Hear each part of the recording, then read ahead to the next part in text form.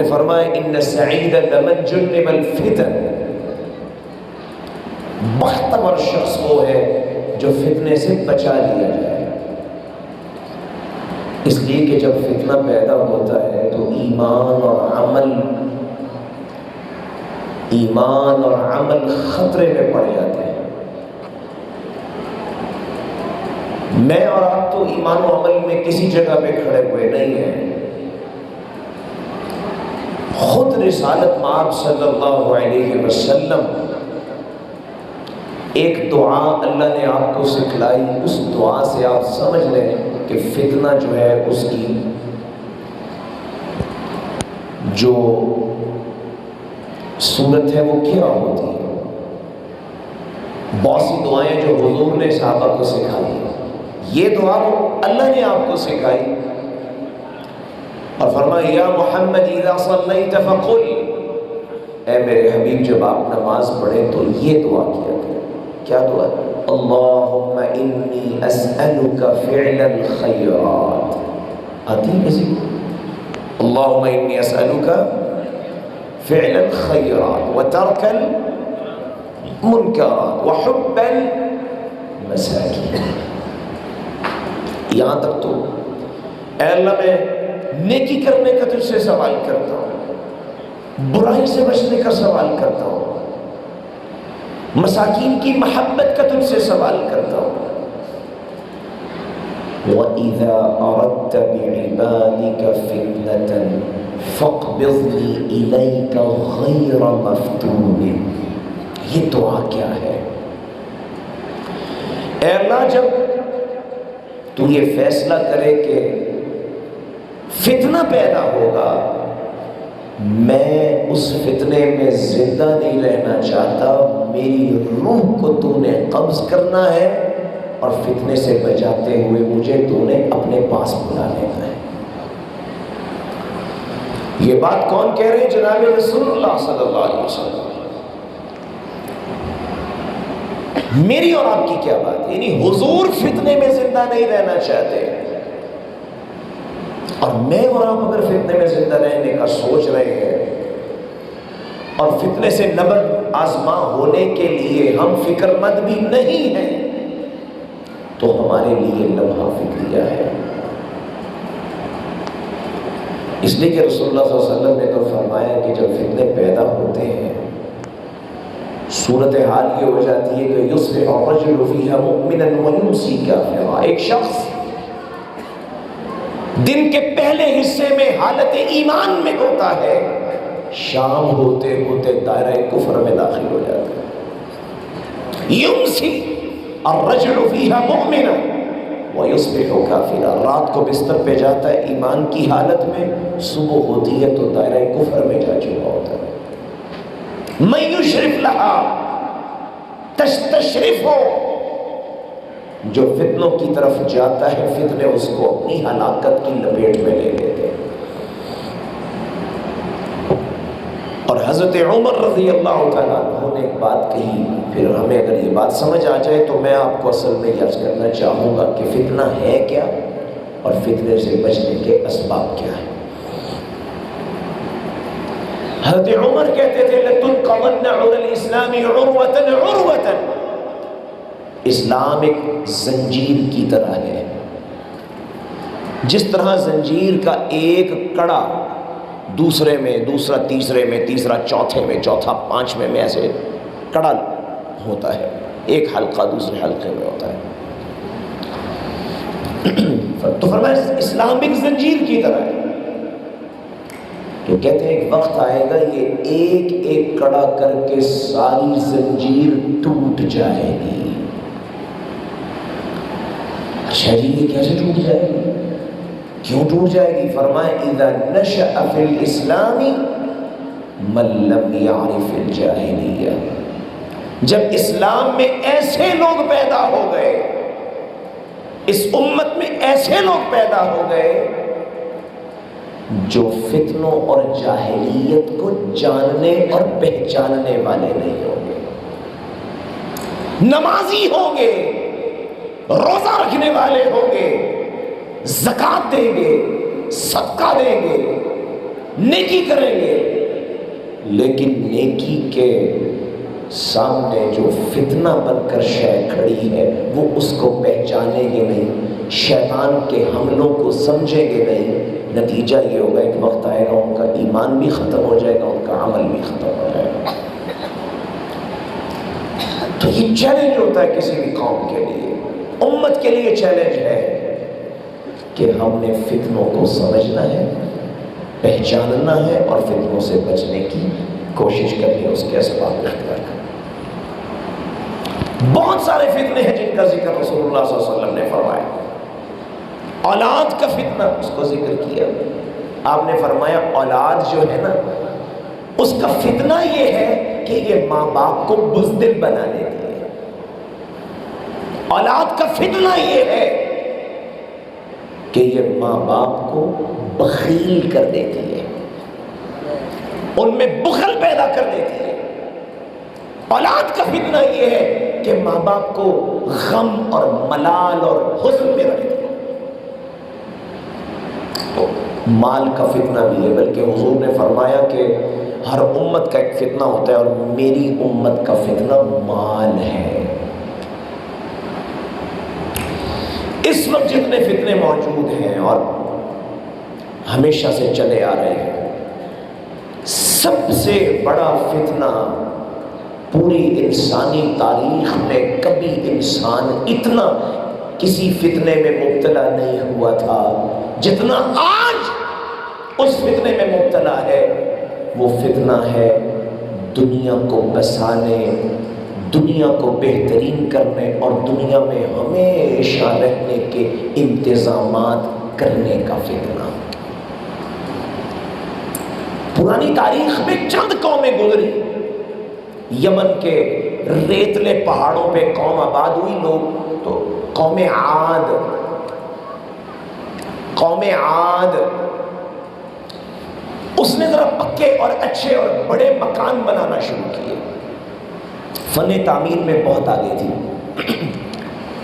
تو اللہ نے ان پر ایک سوال اٹھایا، اتبنون بکل ریع آیۃ تعبثون وتتخذون مصانع لعلکم تخلدون۔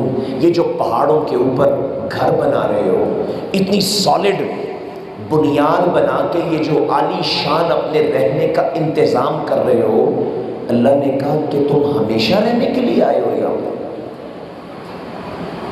اس دنیا میں ہمیشہ رہنا چاہتے ہو جو یہ انتظام کر رہے ہو؟ پھر اللہ نے ان کو ملیا میٹ کر دیا۔ آج کا جو بدترین فتنہ ہے وہ قوم عاد سے کئی گنا آگے نکلا ہوا فتنہ ہے جو اس امت میں پوری طرح داخل ہو چکا ہے۔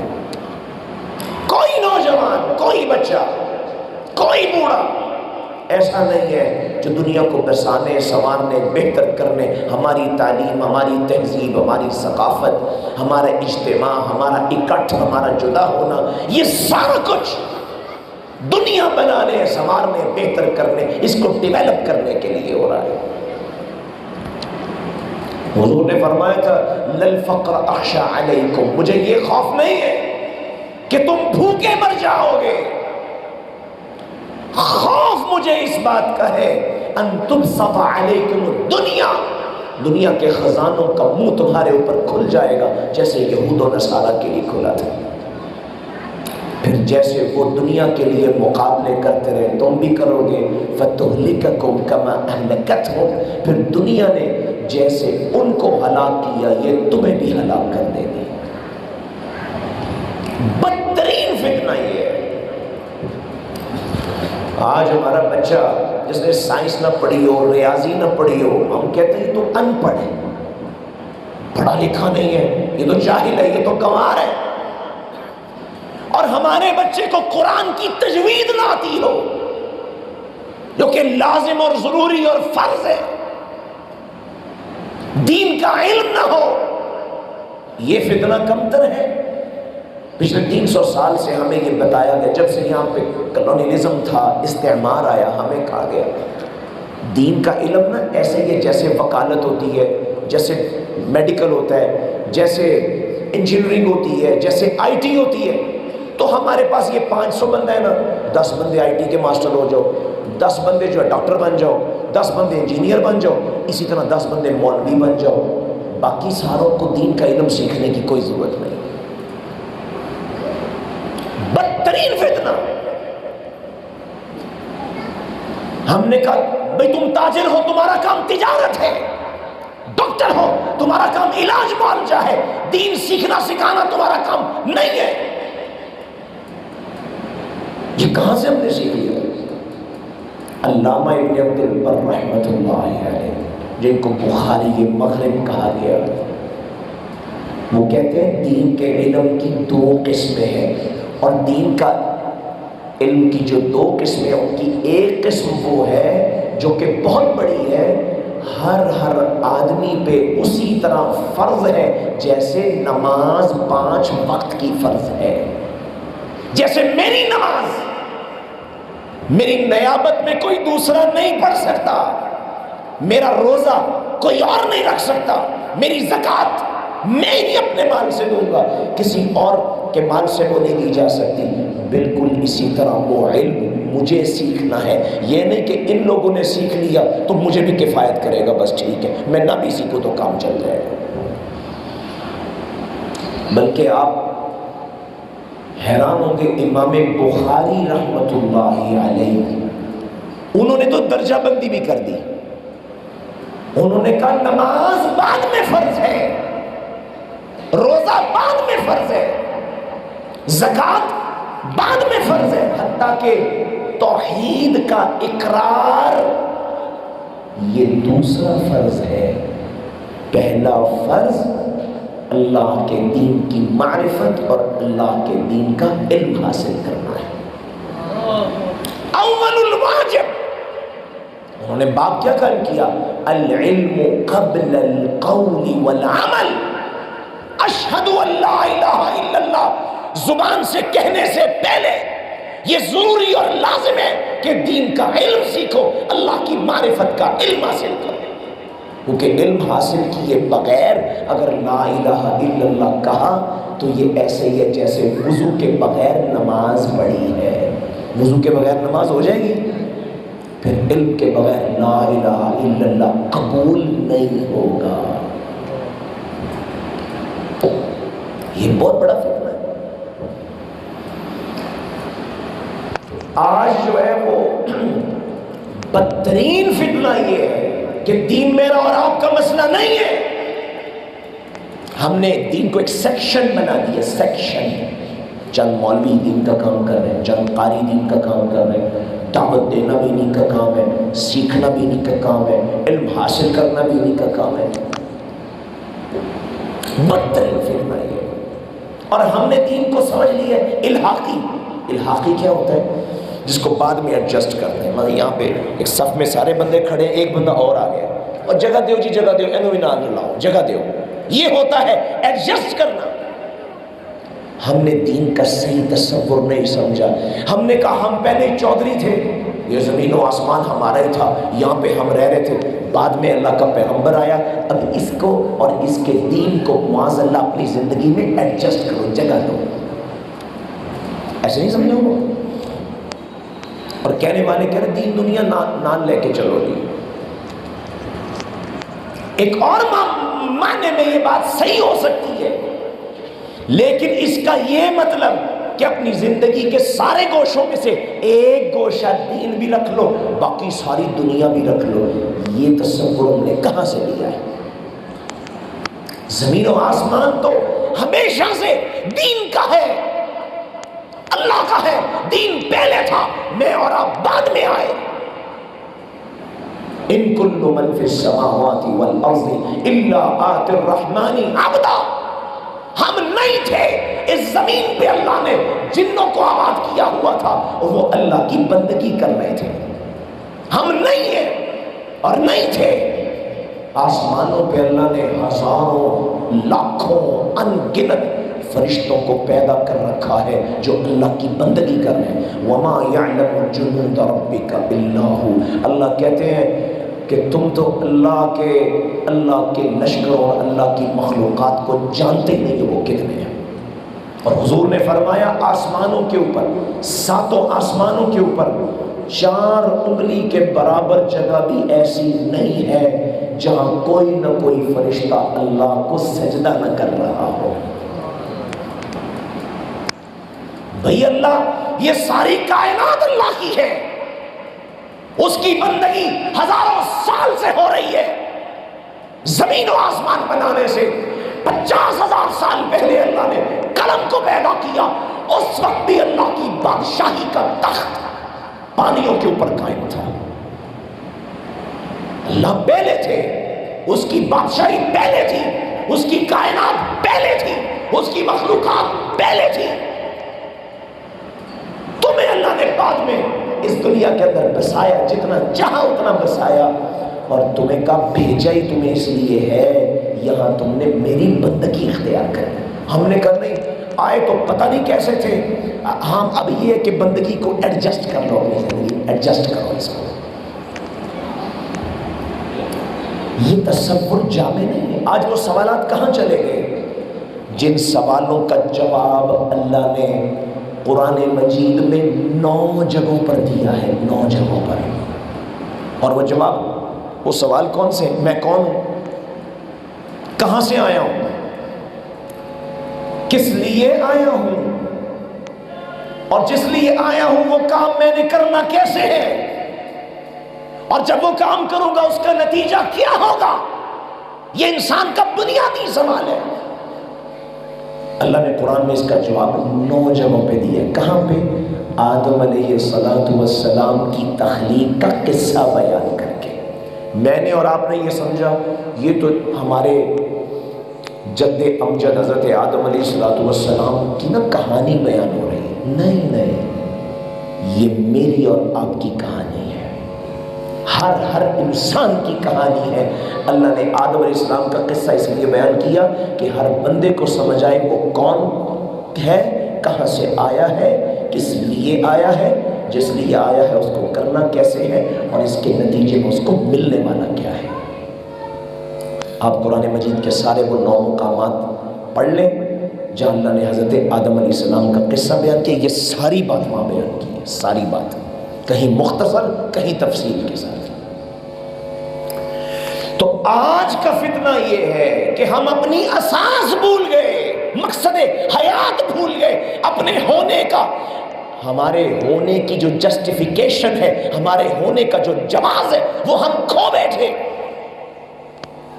بھئی آپ کسی کمپنی میں ملازمت اختیار کرتے ہیں، آپ کو آپ کے JDs لکھ کے دیے جاتے ہیں نا، جاب ڈسکرپشن لکھ کے دیا 1 2 3 4 5 6، بھئی یہ کام کرنے 8 گھنٹے ڈیوٹی ہے، اتنے آپ کو پیسے ملیں گے، ٹھیک ہو گئے۔ اب آپ ڈیوٹی پہ جاتے ہیں، سارا دن بیٹھے رہیں، وہ جو کام لکھ کے دیے وہ نہ کریں، کمپنی کتنے دن آپ کو آنے دے گی؟ کیوں جی؟ کتنے دن آپ کو آنے دیں گے وہاں پہ؟ 2 دن 4 دن 5 دن کہیں گے بھائی جان بوریا بستر اٹھاؤ نکلو یہاں سے۔ جس کام کے لیے تمہیں لایا گیا ہے، جو ڈیوٹی تمہیں دی گئی ہے، اگر یہ تم نے ادا کرنی ہے یہاں پہ رہو گے، اگر نہیں کرنی یہاں سے دفع ہو جاؤ۔ اللہ کہتے ہیں میں نے تمہیں ایک ڈیوٹی دے کے یہاں بھیجا، تمہارے اوپر آسمانوں کی چھت بنائی، تمہارے نیچے جو زمین ہے 4 دن لگائے تاکہ یہ زمین تمہیں میٹھا پانی دیتی رہے، یہاں ہوائیں چلتی رہے، یہاں کی غذائیں تمہیں ملتی رہے، میں نے جانوروں کو تمہارے لیے مسخر کر دیا، میں نے ہواؤں کو تمہارے لیے مسخر کر دیا، سارا انتظام کیا، اور کر کے میں نے جو کام دیا تھا، جو شخص وہ کام نہیں کرتا گویا وہ اللہ کی اس دنیا میں اپنے رہنے کا جواز کھو دیتا ہے۔ بھئی وہ کام ہی نہیں کر رہا میں جس کے لیے اللہ نے بھیجا تھا مجھے۔ تو بدترین فتنہ اس کام کو چھوڑ کر اس فانی اور بیکار دنیا میں اپنی صلاحیتوں کو کھپانے کا فتنہ ہے۔ اور ہم سمجھ رہے ہیں جی ہم نے بڑی ترقی کر لی، بڑی ترقی کر لی، کہہ رہے ہیں جی آج کا انسان نے تو دنیا کو روشن کر دیا۔ یہ ایک علیحدہ موضوع ہے کہ یہ روشن کیا ہے یا اصل میں تاریک کیا ہے۔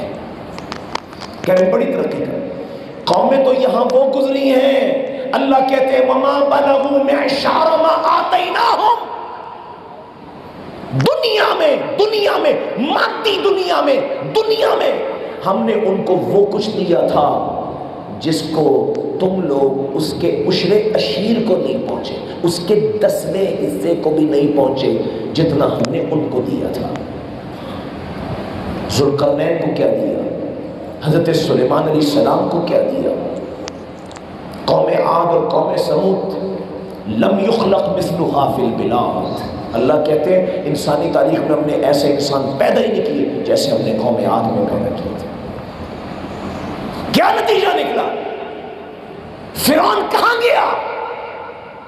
قلزم کے پانیوں میں غرق ہوا۔ اس کی بادشاہی، اس کی فوج، اس کی طاقت، اس کی سلطنت، اس کی دولت، اس کی سربراہی اور دنیا کو بسانے کا انتظام اس کے کام نہیں آیا، اور اللہ نے اس کا نام و نشان مٹا کے رکھ دیا۔ بدترین فتنہ یہ ہے، اللہ اکبر، جو آج پیدا ہو۔ خیر اس کی نوعیتیں بہت ساری، میں اس پر آنا چاہتا ہوں۔ اگر ہمیں اپنے ایمان و عمل کی سلامتی چاہیے، ہم نجات پانا چاہتے ہیں، اور چاہتے ہیں تو طاق رات میں رات کے اس پہر ہم اللہ کے گھر میں بیٹھے ہوئے ہیں۔ رمضان کے مہینے میں لوگ روزے نجات کے لیے رکھتے ہیں، قیام نجات کے لیے کرتے ہیں۔ اگر نجات چاہیے، یاد رکھیں صرف ایمان و عمل سے نہیں ملے گی، نجات کے لیے ضروری ہے ایمان و عمل کو فتنوں سے بچانے کے اسباب اختیار کرنے ہوں گے۔ پہلا سبب یہ ہے وہ سبق اور درس جسے آپ نے یاد کر کے اپنی زندگی میں عملاً لانے کی کوشش کرنی ہے۔ پہلا سبب جو آپ کو دنیا کے فتنے سے، مال کے فتنے سے، اولاد کے فتنے سے، شیطان کے دجالی فتنے سے، یورپ اور امریکہ کے شیطانی فتنے سے آپ اگر بچنا چاہتے ہیں، پہلا سبب کیا ہے؟ وہ حدیث مبارکہ امام ابن رجب الحنبلی رحمۃ اللہ علیہ، وہ کہتے ہیں شریعت میں جو ادب کا چیپٹر ہے نا، ادب کا، اچھا ساری شریعت ادب کا نام ہے، ساری شریعت ادب کا نام ہے۔ یا تو ادب اللہ کے ساتھ، یا ادب اللہ کی مخلوق کے ساتھ۔ توحید اللہ کے ساتھ ادب ہے، شرک اللہ کی بے ادبی ہے۔ نماز اللہ کے ساتھ ادب ہے، نماز کو ترک کرنا اللہ کی بے ادبی ہے۔ تو ادب ہی ہے سارا دین، اللہ کے ساتھ ادب، لوگوں کے ساتھ ادب۔ تو امام ابن رجب الحنبلی کہتے ہیں شریعت میں جو ادب ہے حضور نے اس کو 4 حدیثوں میں جمع کر دیا، سارے اصول ادب کے 4 حدیثوں میں جمع ہو گئے۔ اور میں یہ کہتا ہوں کہ ان 4 حدیثوں کی سردار جو حدیث ہے وہ فتنوں سے بچنے کا پہلا سبب ہے۔ اس حدیث پہ غور کرتے ہیں۔ حدیث کیا ہے؟ رسول اللہ صلی اللہ علیہ وسلم نے فرمایا من حسن اسلام المرء ترکہ ما لا یعنی۔ حضور نے فرمایا، اس حدیث میں 2 باتیں، ایک یہ فرمایا اللہ کو تمہارا جامد اسلام نہیں چاہیے، سٹیٹک کھڑا ہوا 10 سال سے میں مسلمان ہوں۔ بھئی ایک ہوتا ہے پیدائشی تو کافر کے گھر بھی مسلمان ہوتا ہے، یہودی کے گھر بھی پیدائشی مسلمان ہوتا ہے، عیسائی کے گھر بھی جو بچہ پیدا ہوتا ہے فطرت اسلام میں پیدا ہوتا ہے۔ بات تو یہ ہے کہ شعور پر آنے کے بعد اس کا اللہ سے جو شعوری اسلام ہے وہ شروع ہوتا ہے۔ کوئی 10 سال کا مسلمان ہے، کوئی 20 سال کا مسلمان ہے، کوئی 30 سال کا مسلمان ہے۔ سوال یہ ہمارا اسلام وہیں کھڑا ہے یا وقت کے ساتھ وہ آگے بڑھ رہا ہے؟ جی حاجی صاحب نے دکان ڈالی، کتنا عرصہ پہلے؟ 10 سال پہلے. تو 10 سال پہلے کتنا کماتے تھے؟ 100 روپیہ. آج کتنا کماتے ہیں؟ 100 روپیہ. کہ اگر دکان بند کرو تو کوئی اور کام کرو. وقت ضائع کیا آپ نے، آپ تو آگے نہیں بڑھے. اچھا جی کتنے سال پڑھے؟ جی 5 سال پڑھا ہوں. تو کیا سیکھا 5 سالوں میں؟ وہ جو پہلے سال سیکھا تھا وہی آگے بڑھے؟ نہیں جی وہی آتا ہے. آپ کہیں گے تم نے اپنا وقت برباد کیا ہے. دین کے معاملے میں ہماری یہ سوچ کہاں پہ گئی؟ ہم 10 سال پہلے دین میں جہاں کھڑے تھے وہی کھڑے ہیں یا آگے بڑھے ہیں؟ اللہ چاہتے ہیں اسلام سے ایمان پر آؤ، ایمان سے احسان پہ آؤ. احسان کے 2 درجے ہیں. پہلے مراقبہ میں آؤ. مراقبہ کیا ہے؟ اس حال میں آ جاؤ کوئی قول و عمل کرنے سے پہلے خیال یہی رہتا ہے اللہ کی نگرانی میں ہوں، اللہ میرے قول کو بھی سن رہا ہے، اللہ میرے فعل کو بھی دیکھ رہا ہے. اس سے اوپر کا درجہ مشاہدہ. دنیا کی کوئی چیز مجھے اچھی جو لگتی ہے، جب میری آنکھ اس پہ پڑتی ہے میری آنکھ اس سے گزر کر اس چیز کے خالق کی طرف چلی جاتی ہے. یہ مراتب ہے. اور امام ابن قیم رحمہ اللہ نے تو ان کی کتاب مدارج السالکین ایمان کے 100 منزلیں ذکر کی ہیں. ایمان کی 100 منزلیں. ہم نے کتنی منزلیں طے کی ہیں؟ 10 سال میں، 20 سال میں، 30 سال میں ایمان کی کتنی منزلیں طے کی ہیں؟ حضور اس حدیث میں یہ کہہ رہے ہیں اللہ کو تمہارا جامد اسلام نہیں چاہیے، اللہ چاہتے ہیں تمہارے اسلام میں حسن پیدا ہوتا رہے، تمہارا اسلام آگے بڑھتا رہے. کل تک تم صرف 5 نمازیں پڑھتے تھے فرض، آج تم سنتیں بھی پڑھتے ہو. اب تم سنتیں پڑھتے تھے، اب تم تحیت المسجد بھی پڑھتے ہو. تحیت المسجد پڑھتے تھے، اب تم وضو کر کے تحیت الوضو پڑھتے ہو. پہلے تم صرف یہی کرتے تھے، اب تم حضور کے نقش قدم پہ جب گھر میں داخل ہوتے ہو پہلے نفل پڑھتے ہو، گھر سے نکلنا ہو پہلے نفل پڑھتے ہو. حضور پڑھتے تھے. حضور نے فرمایا جو ایسا کرتا ہے وہ گھر میں داخل ہونے کے فتنے سے بھی بچتا ہے، گھر سے نکلنے کے فتنے سے بھی بچ جاتا ہے.